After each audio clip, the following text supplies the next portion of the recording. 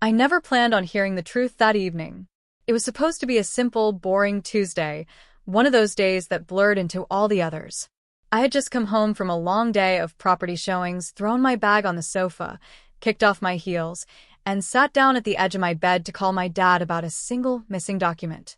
That's all it was meant to be, a quick question, a 1-minute conversation, nothing more. But sometimes the universe doesn't whisper. Sometimes it rips the floor out from under you. I dialed his number out of habit, my thumb moving on its own. The house felt quiet in that unsettling way only evening silence can feel, like something is waiting.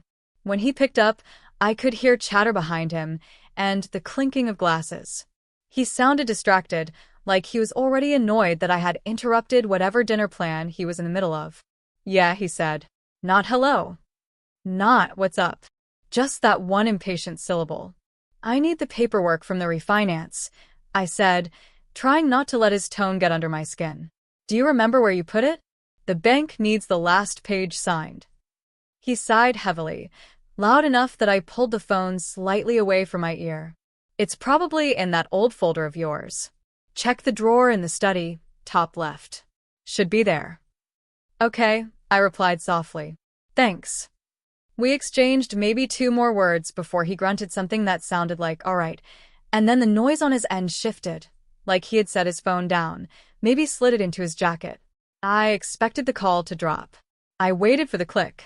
It never came. Instead, what came was the scrape of a chair, footsteps, and my mother's voice, sharp, familiar, impossible to mistake. Who was that? She asked. My dad answered in a tone he didn't use with strangers. Only with me. Who do you think? Always something. Always calling about some problem. I froze where I sat, fingers still resting on the edge of my bed, breath catching in my throat like I'd inhaled cold water. They didn't know the call was still connected. My mother huffed, the sound dripping with annoyance. Well, that's what happens when someone is handed a house like a prize trophy. She doesn't even appreciate what she's got. My stomach tightened. My grandmother's house. The home she had left to me alone. Not them. A home worth close to $1 million. A home that held memories of someone who actually loved me. My father let out a low, humorless laugh. She thinks she earned it. The way she talks sometimes. Like she built it brick by brick with her own hands. Honestly, my mother added, your mother should have left it to us. We would have known what to do with it. Not let it sit there wasted on her. Even though I was alone, embarrassment stung my cheeks. Wasted on me? I had spent 3 years renovating that house, maintaining it, living in it quietly, peacefully, never asking them for a single thing. But they weren't finished. She's become our responsibility, my mother continued. She always has been. Then came his words. The ones that would carve themselves into me so deeply that even now, I sometimes feel their echo in my ribs. She's a burden, he said plainly. Always has been. Ever since she was a kid. Always needing something. Always in the way. I didn't move. I didn't breathe. My hands, still resting on my bedspread, went numb. A burden. That word hit me harder than any argument we'd ever had. Harder than any quiet disappointment they used to show when I brought home a B instead of an A, or when I chose real estate instead of the corporate job they wanted. Harder even than the years they spent telling me I was too sensitive, too emotional, too difficult to raise. A burden. My mother made a small noise, some mix between a laugh and a sigh. Well, once we sort out everything with the house, we won't have to deal with her nonsense anymore. We just need her to sign the equity paperwork. She'll do it. She always folds. She's easy like that. My chest felt tight, like someone was pressing a stone into my sternum. So, my mom continued casually. After we get back from our trip, we tell her we need help with retirement. That we sacrificed everything for her schooling. She'll feel guilty enough. She always does. My dad chuckled. Guilt is the only language she listens to. I felt something inside me crack, cleanly, quietly, like a thin sheet of glass finally giving way under too much pressure. Guilt. Burden. Retirement's plans. My home. Their entitlement. They weren't just talking about me. They were planning around me. Like I wasn't a daughter. I was an investment. Disposable. Harvestable. Convenient. My throat closed up. I couldn't even speak. Not that they would have heard me if I tried. They continued talking, voices fading into the background of restaurant noise, laughter, and the shuffle of other diners. I finally forced myself to look at my phone screen. The call timer blinked at 4 minutes and 27 seconds. All of it, every word, still connected. I didn't hang up. I didn't move. I stared at that screen until my vision blurred and my heartbeat slowed from shock to something else. Something quieter. Something sharper. A decision forming. Not loud. Not dramatic. Not emotional. Just steady. I stood up slowly, wiped a tear I didn't realize had fallen, and walked to my study. If they saw me as a burden, if they thought they could plan their future around my home, my work, my life, if they thought I would fold because guilt had worked before, then they had no idea who I was anymore. I opened my laptop. Their words still echoed faintly in my ears. She's a burden. Use guilt. She'll sign anything. Maybe once. Maybe before. But not now. This time, I wasn't going to fight them. I wasn't going to confront them. I wasn't even going to argue. I was going to walk away from them, and from the house they believed would one day be theirs. And I would do it in the one way they never expected. Quietly. Legally. Completely. I barely slept that night. Not because I was crying, though I did, silently, into the pillow until my breathing steadied, but because my mind wouldn't stop replaying their voices like a broken recording. She's a burden. Use guilt. She falls for that. The house will be ours. The more I replayed it, the clearer certain memories became, moments I had brushed off, minimized, rationalized. Suddenly, they slid into place like puzzle pieces I hadn't realized belonged to the same picture. The time my mother had told me, "You owe us, after everything we've done," when I hesitated to pay off one of her credit card bills. The way my father complained about spending fuel money if he drove me anywhere as a teenager, even though he always had the tank full for their weekend outings. The number of times they had offered advice that sounded less like concern and more like subtle reminders of all they expected in return. It all looked different now, like I had been squinting through fog my whole life, and suddenly someone wiped the glass clean. By sunrise, a strange calm had settled over me, the kind that comes right after a storm breaks you open. I got out of bed, showered, tied my hair back, and made coffee even though my hands shook holding the mug. Every movement felt deliberate, as if my brain had finally switched into a different mode, one with no space for emotion. Some people break loudly. Some break quietly. I break into focus. By 9 a.m., I was sitting at my dining table, my laptop open, the screen glowing faintly in the morning light. I typed her name without hesitation. Vivian Hale, property attorney. I had worked with her professionally a few times on client deals. She was sharp, assertive, and most importantly, unimpressed by emotional manipulation. I trusted her more than I trusted anyone else in my life at that moment. I dialed her office. "Vivian Hale's office," her assistant answered. "It's Annabelle Winters," I said, my voice steady but quiet. "I need to speak with Vivian. It's urgent. Not business-related. Personal." There was a brief pause, typing sounds, and then, "She can take your call in 5 minutes." I exhaled shakily. "Thank you." Those 5 minutes felt like 30. When her voice finally came on the line, it was firm, calm, grounding. "Annabelle." I didn't give her the entire story. I gave her just enough. The ownership of the house, my parents living with me, their assumptions, my desire to shift things. She listened the way professionals do.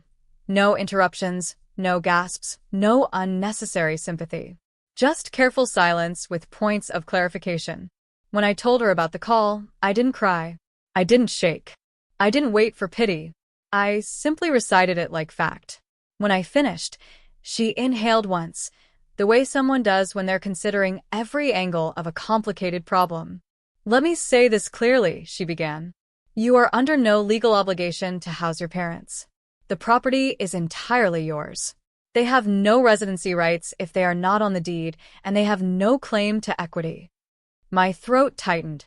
And if, she continued, you no longer wish them to live there or wish to separate your life from theirs, there are clean, legal ways to do this. Quietly. Quietly, I repeated. Something about that word clicked inside me. Vivian outlined the steps. Document their residency. Avoid confrontation.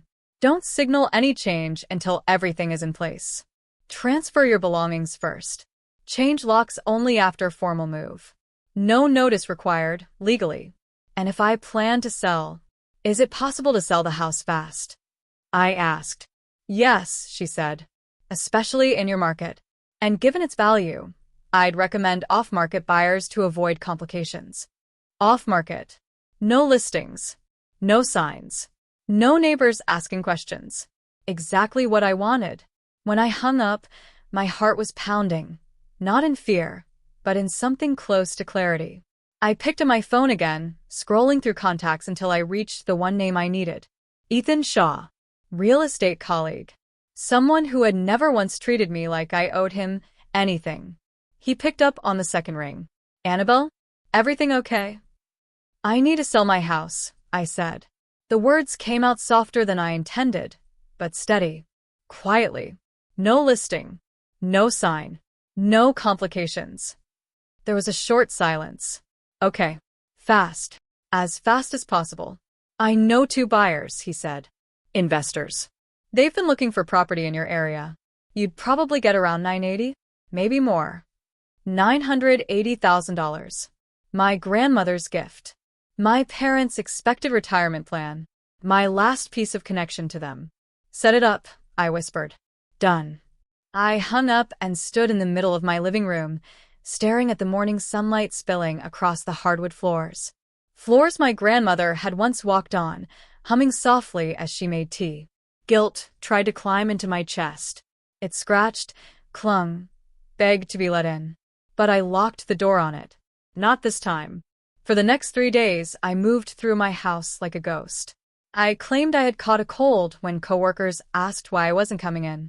I kept the curtains drawn. My phone on silent. I didn't speak to my parents, not even to pretend things were fine. They thought I was busy or tired. They would never imagine I was planning something they'd never recover control from. I created lists. Items to keep. Items to discard. Items that belonged to them. I photographed everything, documented every detail just like Vivian advised. If they tried to accuse me of anything later, I'd have proof of every box, every belonging, every step. Packing my own things hurt, but in a quiet way, like peeling off a bandage you've worn for years. Some boxes felt like they weighed 100 pounds, not because of what was inside, but because of what they represented. My parents' things I packed without emotion. Their clothes. Their kitchen items. Their photos. Their souvenirs. Their clutter. All of it went into boxes labeled cleanly, precisely. Then I did something that felt like exhaling after holding my breath for far too long. I rented a storage unit under their names. Paid 6 months up front. Arranged for a moving company to take every box directly there on the final day. No confrontation. No yelling. Just done. I found a small but beautiful furnished apartment 2 hours away. The landlord liked me instantly and approved my application the same day. By the end of the 3rd day, the house looked like a hollow version of itself. A shell. My shell. My grandmother would have understood. On the 4th morning, I woke up before sunrise. I walked outside into the quiet, cool air and sat on the front steps, gazing at the street that had witnessed so many versions of me. The little girl who thought her parents' approval was the world. The teenager who ran to her grandmother's house to breathe.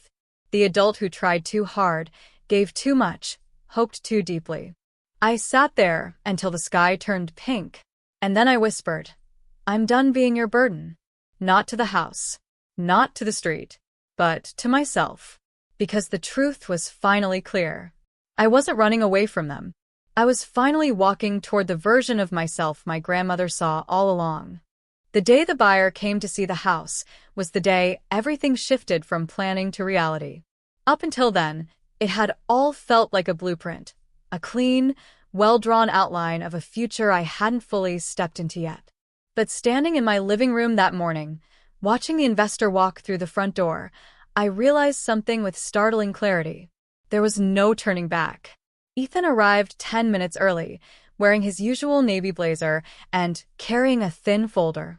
Professional, calm, unbothered, everything I needed someone to be in a moment like this. "You okay?" he asked softly as he stepped inside. I nodded, but my throat tightened too quickly for words. He didn't push. He just gave me a firm, reassuring pat on the arm before moving toward the doorway to greet the buyer. The investor, Mr. Lawson, walked in with the confident stride of someone who dealt with seven-figure decisions like people handled grocery lists. He was polite, efficient, and uninterested in the emotional weight of the property. In other words, perfect. They moved through the rooms one by one, discussing numbers and potential upgrades. I followed quietly, my fingers trailing the edge of the stair railing my grandmother used to steady herself on. Every corner of the house held something, some memory, some echo, yet meeting Mr. Lawson's neutral expression, I finally understood something profound. This wasn't their legacy to take. It wasn't their future to mold. It wasn't their right to claim. It was mine. And I was choosing peace. When the walkthrough ended, Mr. Lawson closed his notebook and gave a simple nod. 980 works. I can wire the deposit by tomorrow. My breath caught. It was happening. Really happening. Ethan glanced at me for confirmation. I didn't hesitate. "Let's move forward," I said. The investor shook our hands, exchanged a few closing instructions, then left. The door shut behind him with a soft click that sounded far louder in the emptying house. As soon as he was gone, I exhaled shakily and leaned against the wall. "You did it," Ethan said, watching me with quiet reassurance. "Not yet," I said. "But I'm close." He nodded. "Call me if you need anything. I mean that, even outside work." "I know," I said. And I did. For the first time in days, the gratitude in my voice didn't feel forced. After he left, the house fell into a silence almost too heavy to bear. The kind of silence that demands you listen to the truth you've been avoiding. I walked through each room slowly. The kitchen, where my mother often sat criticizing my cooking despite never lifting a finger to help. The living room, where my father treated the space like his throne room, controlling the TV, the thermostat, the mood. The guest room, where they kept boxes of things they never unpacked, as though claiming land. Their presence was everywhere. So was my exhaustion. When I reached my own bedroom, I sat on the edge of the bed and let myself admit it fully.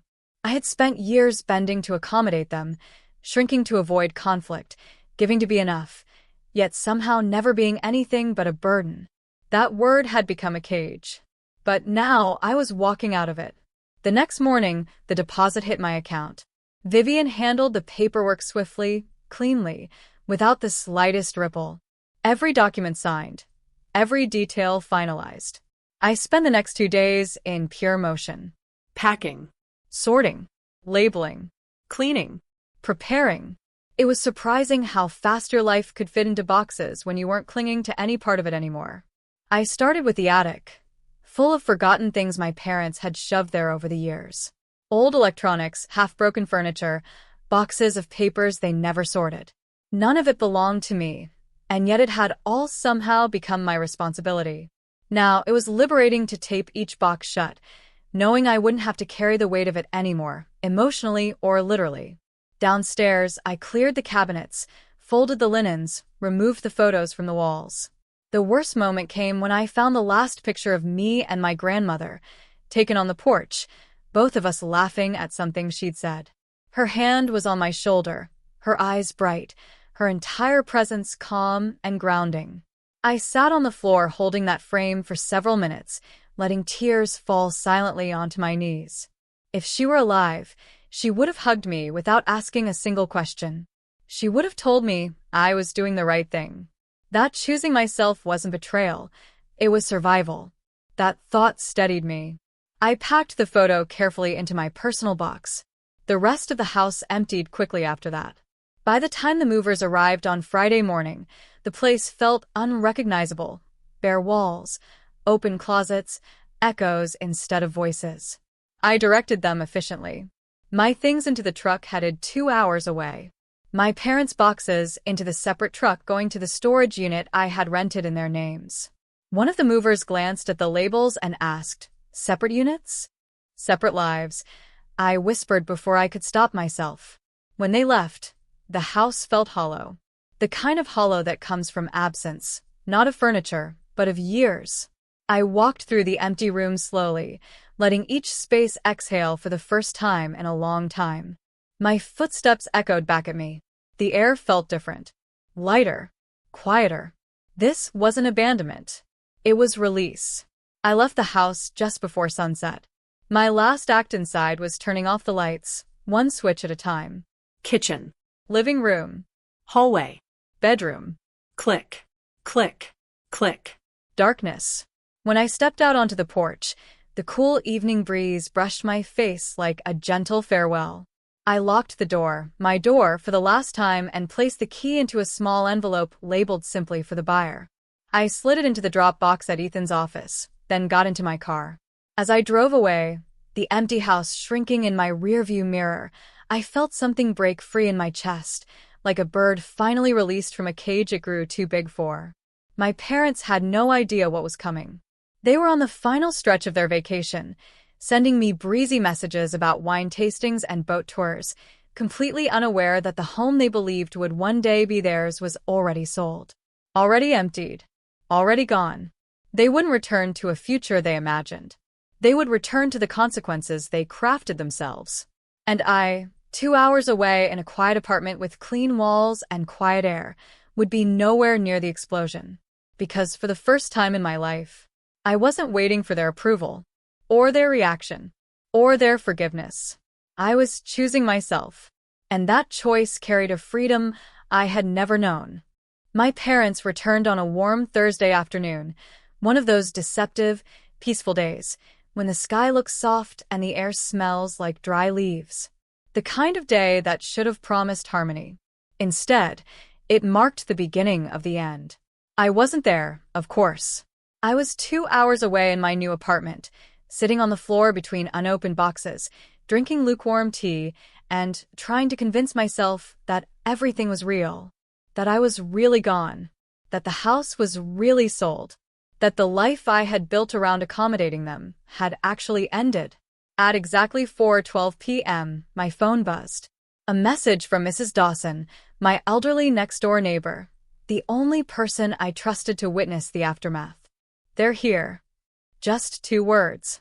But my entire body tensed. I placed my tea down, my breath coming in slow, uneven waves. I didn't respond right away. Instead, I sat perfectly still, staring at the sunlight streaking across the floor of my new living room. I tried to imagine it. My parents pulling into the driveway, their luggage rolling behind them, their voices bright with post-vacation energy. My mom probably wearing one of her new scarves, bought with money she claimed was family spending. My dad probably still joking about the wine tasting they'd bragged about in every text. They were walking into a future they assumed was waiting for them. They had no idea that future had vanished. My phone buzzed again.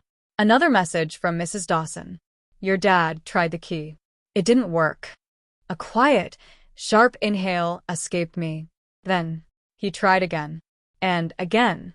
He keeps checking the lock. My pulse thudded in my ears.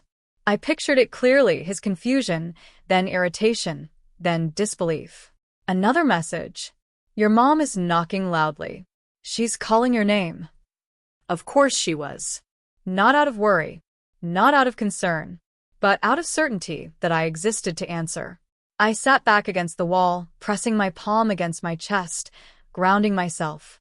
The next message came faster. "They're walking around the house, checking windows." I could almost hear my dad muttering something about how I must have made a mistake, how the lock must be jammed, how the house was still theirs. Mrs. Dawson called me next. I answered on the first ring. "Annabelle," she whispered, trying not to laugh. "They're losing it." A humorless breath escaped me, half laugh, half exhale of pure tension. What are they doing now? I asked. Your father is trying the windows, she said. He's saying something about how you never asked permission to change the locks. I closed my eyes. Permission. The irony was almost painful. Thank you for watching, I whispered. Of course, dear, she said softly. Are you all right? Yes, I lied. Or maybe I wasn't lying. Maybe this was the closest I had ever been to all right.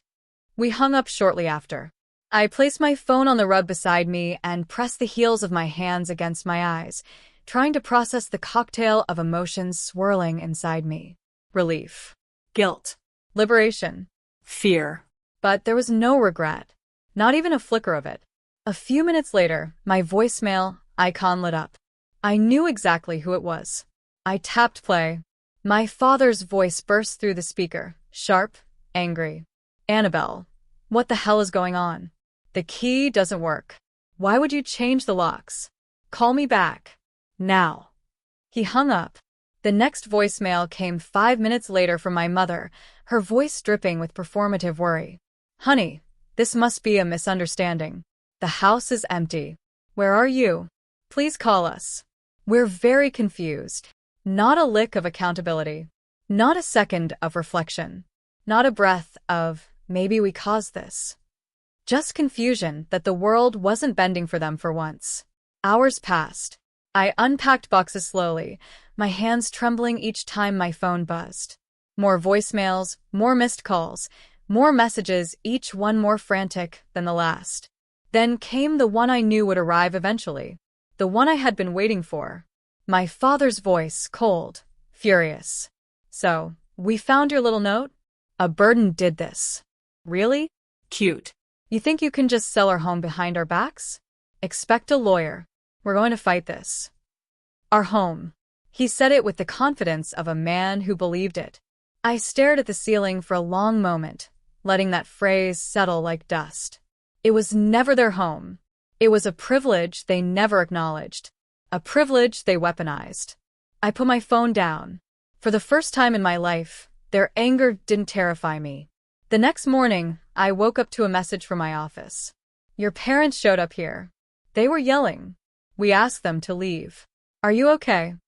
Heat flushed through my neck. Embarrassment, frustration, disbelief. Even after everything, even after I had moved, vanished, left no forwarding address, they still believed they could force me back into the life they crafted for me. I called my office immediately to apologize, but my boss cut me off gently. Annabelle, you don't owe us an apology. They shouldn't have come here. Take the time you need. We're on your side. The words almost made my throat close. Someone was on my side. It felt unreal. That evening, my new phone, shared with no one except my attorney, Ethan, and the leasing manager, rang again. An unknown number. I almost let it go to voicemail, but something inside me whispered, answer it. I pressed the phone to my ear. My father's voice came through, tight, controlled, dipped in anger he was barely containing. Tomorrow, 10 o'clock, Maple Street Cafe. You're going to meet us.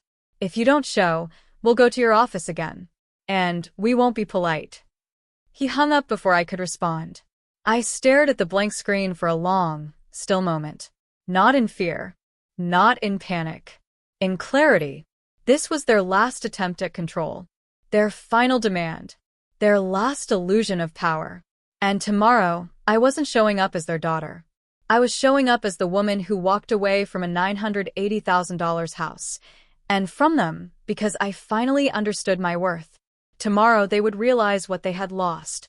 Not the home. Me. The next morning, I woke before my alarm, not because I was nervous, but because something inside me felt startlingly still. Calm, even. I lay there for a moment, staring at the faint lines of sunlight slipping through my curtains, listening to the quiet hum of my new apartment. It didn't sound like chaos, or fear, or obligation. It sounded like freedom. I showered slowly, choosing a simple, clean outfit. I dried my hair with deliberate care. I ate half a piece of toast even though I didn't taste it. At 9:30, I sat on the edge of my bed and looked at my phone. The message from last night, My father's demand glowed in my notifications. 10 o'clock, Maple Street Cafe. If you don't show, we'll go to your office again. Once upon a time, that threat would have made me crumble, apologize, beg them to calm down. Now? It told me exactly who they were. I grabbed my bag, slipped my phone into the side pocket, and walked to my car. I wasn't going there as their daughter. I was going as the woman they created through years of control. Only now she was done being controlled. The Maple Street Cafe sat on a sunny corner, its windows fogged from the morning warmth. People filtered in and out, students, workers, families, the kind of crowd that made public confrontations unlikely. That was why I chose it. I arrived at 10:15, 15 minutes late. On purpose. I spotted them instantly. My parents sat in a corner booth, stiff-backed, faces tight. My mother looked smaller than I remembered, eyeliner smudged from what I suspected were dramatic tears. My father looked bigger somehow, like anger made him expand. Both of them straightened when I walked in. My heels tapped softly against the tile floor as I approached their booth. I stopped at the edge of the table and waited, letting the silence settle painfully. You finally decided to show, my father snapped. I'm here now, I said evenly. Let's talk. I didn't sit yet. I placed my phone on the table, face down, slowly, deliberately. His eyes followed the movement. Good. He understood the message. My father gestured sharply. Sit. I did. Not because he told me to, because I was choosing to. My mother leaned forward, voice trembling in that familiar, performative way she used when she wanted sympathy. Annabelle, why would you do this to us? We come home, and the house is empty. The locks are changed. Everything's gone. What is happening? I held her gaze, unblinking. You tell me, I said softly. What do you think is happening? She blinked, thrown off. We assumed there must be some misunderstanding. There isn't. My father slammed his palm on the table, making the silverware rattle. You sold our home. My voice didn't rise. If anything, it fell lower, steadier. It was never your home. It belonged solely to me.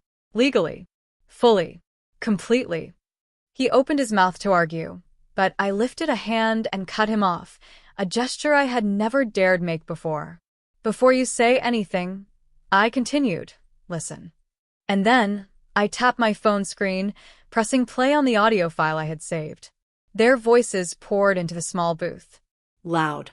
Clear. Undeniable. She's a burden. Use guilt. She folds every time. We'll get her to sign the house over. It should have been ours. My mother's hand flew to her mouth. My father's face drained of color before turning a dangerous shade of red. People at nearby tables turned their heads slightly, pretending not to listen while absolutely listening. My mother shook her head, frantic. Annabelle, sweetheart, that wasn't. We were frustrated. Stop, I said, my voice sharp enough to cut her sentence clean. She froze.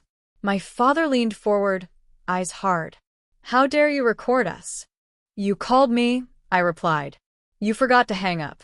I heard everything. And it showed me exactly where I stand in your life. My mother's voice cracked. We didn't mean it.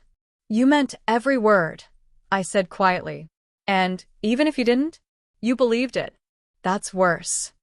The table fell into a heavy silence. I let it sit. For once, they were the ones squirming. After several long seconds, my father spat. So you punish us by selling the house? I didn't punish you, I said. I freed myself. His jaw flexed angrily. You think you can just walk away from us? I know I can. My mother leaned forward, tears spilling now. Too perfectly, too quickly. Where will we go, Annabelle? What are we supposed to do? I stared at her. The woman who taught me that guilt was currency. The woman who used tears as weapons. The woman who never apologized but always demanded sympathy. That, I said with a steady calm I didn't know I possessed, is something you'll have to figure out on your own. My father scoffed. You're abandoning your parents? You abandoned me years ago, I whispered. I'm just finally acknowledging it. My voice didn't shake. Not once. I paid the bills. I maintained the home. I covered your trip. I let you live rent-free for years. And the moment you thought you could benefit more, you planned to take the house from me. My mother sobbed harder, drawing looks from people nearby. Once, that would have broken me. Now? It just made the air feel clearer. I am done, I said firmly. No more money. No more guilt. No more support. My father glared. You can't cut ties with us. We're your family. Family protects you, I said. Family doesn't strategize to steal your home.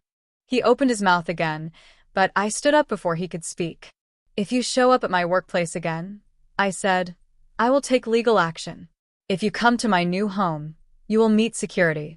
If you harass me through calls or messages, you will meet my attorney. My father stared at me like he didn't recognize me. Good. Maybe he never had. You can't walk away from us, he repeated. I'm not walking away, I said softly, picking up my phone.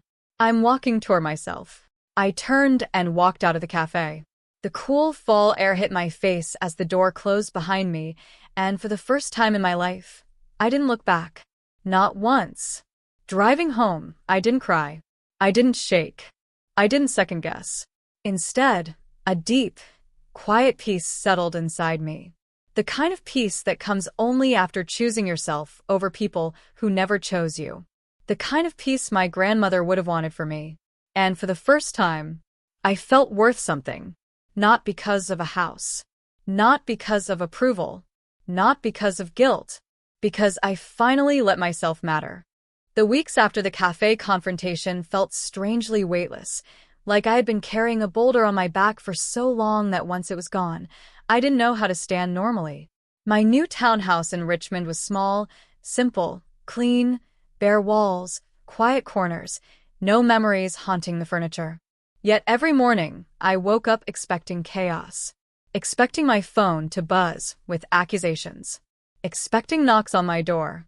Expecting some explosion, some backlash, some inevitable storm. But the storm never came. Not from my parents, anyway. For the first time in my life, the silence wasn't punishment. It was peace. I moved through my days like someone rediscovering how to exist.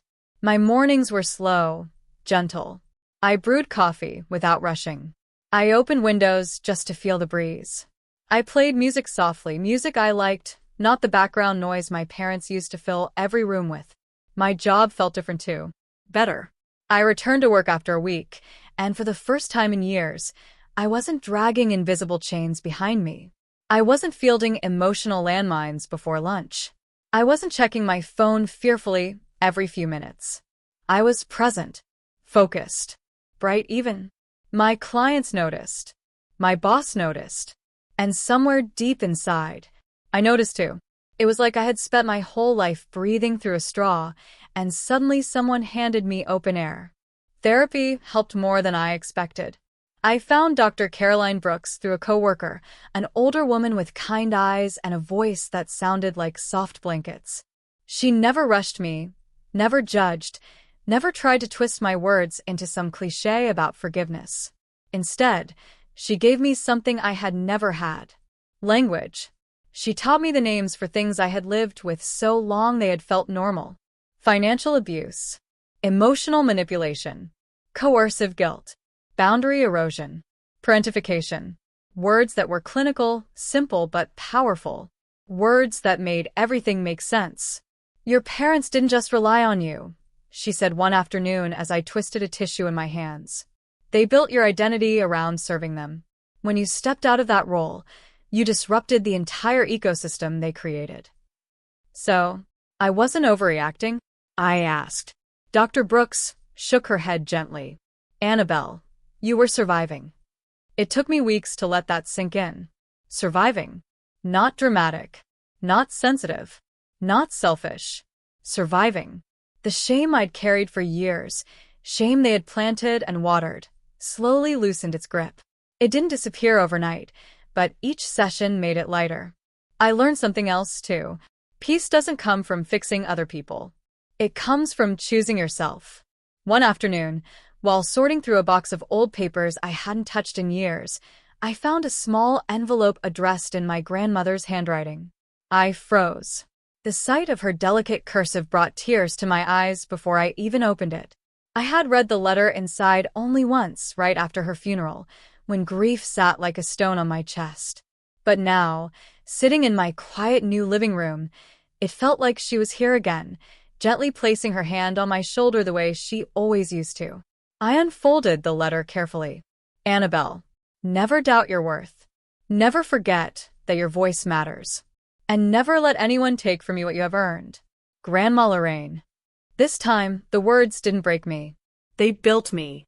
I pressed the letter against my chest, closed my eyes, and let myself cry, not out of sadness, but out of something warmer. Something like relief. Something like gratitude. For the first time since she passed, I felt like I was living in a way she would be proud of. Months rolled by quietly. I decorated my townhouse slowly, one piece at a time. A soft rug here, a stack of books there, a plant by the window that I watered every morning. I cooked simple meals. I slept through the night without waking to imaginary arguments. I laughed more. I let myself rest. I even hosted a small dinner for coworkers. Nothing fancy, just pasta and wine, and the kind of easy conversation I had never experienced at home growing up. No tension, no criticisms, no guilt, just warmth. It felt like borrowing someone else's life at first. Eventually, it felt like mine. A year later, the local community center reached out, asking if I would host a workshop for first-time homebuyers, guiding them on protecting themselves financially, legally, emotionally. Everything I had learned the hard way. Every mistake I had survived. Every boundary I had built. I said yes without hesitation. Standing in that room for the first session, 20 people staring at me, notebooks ready, I felt something stir inside me. Purpose. Not the kind forced onto me by others. Not the kind defined by guilt or expectation. The kind that comes from choosing to help because you can, not because you owe. I told them about legal protections, about deed clarity, about avoiding shared liabilities. I taught them how to recognize manipulative pressure disguised as family obligation, how to stand firm, how to trust themselves. After the workshop, a young woman approached me with tears in her eyes. "My parents, they're a lot like yours," she whispered. I didn't know what to do. "But you made me feel less alone." I hugged her gently. "You're not alone," I said. "And you deserve peace too." Walking to my car after that session, the sunset stretching across the sky like spilled paint, something inside me settled fully for the first time. I wasn't the burden. I wasn't the problem. I wasn't the weakness. I was the one who finally put the weight down. A year and a half after everything happened, I stood in my small backyard, a garden smaller than my grandmother's, but blooming the same way she taught me. The flowers she loved, lavender, daisies, little sprigs of mint, grew gently in the soft light of early evening. I crouched down, touching one of the blossoms, feeling its delicate petals between my fingers. For a moment, I closed my eyes and breathed in the scent. Warm soil, soft leaves, sunlight, Peace. pure unpolished peace. I didn't think about my parents much anymore. I didn't wonder what they were doing. I didn't feel responsible for their choices. I didn't wait for their apology. Healing didn't come from hearing sorry. It came from no longer needing it. I stood, dusted my hands, and looked at the small home that was wholly mine, not because someone gave it to me, but because I fought for the right to belong to myself. For the first time in my life, my future felt wide, open, possible, not defined by guilt, not controlled by fear, not tied to a $980,000 house or the people who wanted to claim it. Defined by me. And as I walked back inside, my heart felt light. Not because I forgot what was done to me, but because I finally remembered who I was without it.